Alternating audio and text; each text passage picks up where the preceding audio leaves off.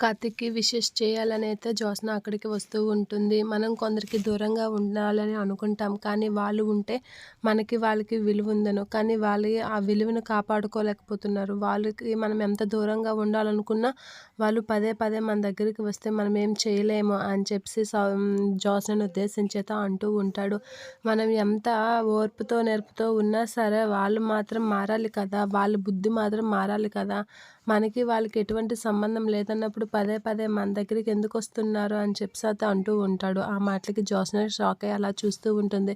ఓర్పుతో, నేర్పుతో అన్నీ సాధించాలనుకుంటారు కదా బాబు! అందుకే అనేమో అని చెప్పేసి దీప అయితే అంటూ ఉంటుంది. ఇక దీప ఆడిన మాటలకి, కార్తీక్ ఆడిన మాటలకి అయితే జ్యోత్స్న చాలా ఫీల్ అవుతూ ఉంటుంది. అలా ఫీల్ అవుతూ ఏం చేయలేక అలా నిల్చొని ఉంటుంది. ఇక కార్తీక్ అయితే జ్యోత్స్న అయితే వాళ్ళ అత్తయ్యతో, "సారీ అత్తయ్య, కార్తీక్ బావ బర్త్‌డే కదా! విషెస్ చేద్దామనే మంచి ఉద్దేశంతో వచ్చాను. నేను రావడం మీకు నచ్చలేదు అంటే నేను అంతే మంచి ఉద్దేశంతో వెళ్ళిపోతాను. మీ మీ మంచి మూడ్‌ని నేనెందుకు డిస్టర్బ్ చేయాలి?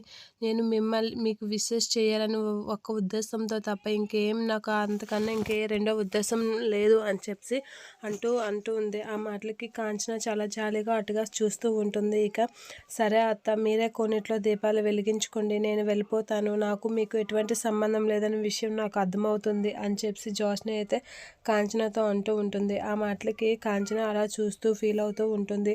"సరే అత్త, వెళ్తాను" అని చెప్పి అనేసరికి, "ఆగు జ్యోత్స్న, నువ్వు కూడా మాతో పాటు దీపాలు వెలిగిస్తూ మాతో పాటు ఉండు" అనేది అంటూ ఉంటుంది. "ఇది చాలత్త, ఇప్పుడు నీతో ఉండు అనిపించుకున్నాను, తర్వాత బావతో ఉండు అని అనిపించుకుంటాను" అని చెప్పి మనసులో అనుకుంటూ ఉంటుంది జ్యోత్స్న. ఇక కాంచన అయితే మాతో పాటు ఉండి దీపాలు వెలిగించు అనేది అంటూ ఉంటుంది. "అమ్మ, నువ్వు ఉండు" అనే తర్వాత నేను వద్దు అంటే బాగోదని ఆలోచిస్తున్నాను అని చెప్పి కార్తీక్ అయితే వాళ్ళ అమ్మ విషయంలో అనుకుంటూ ఉంటాడు.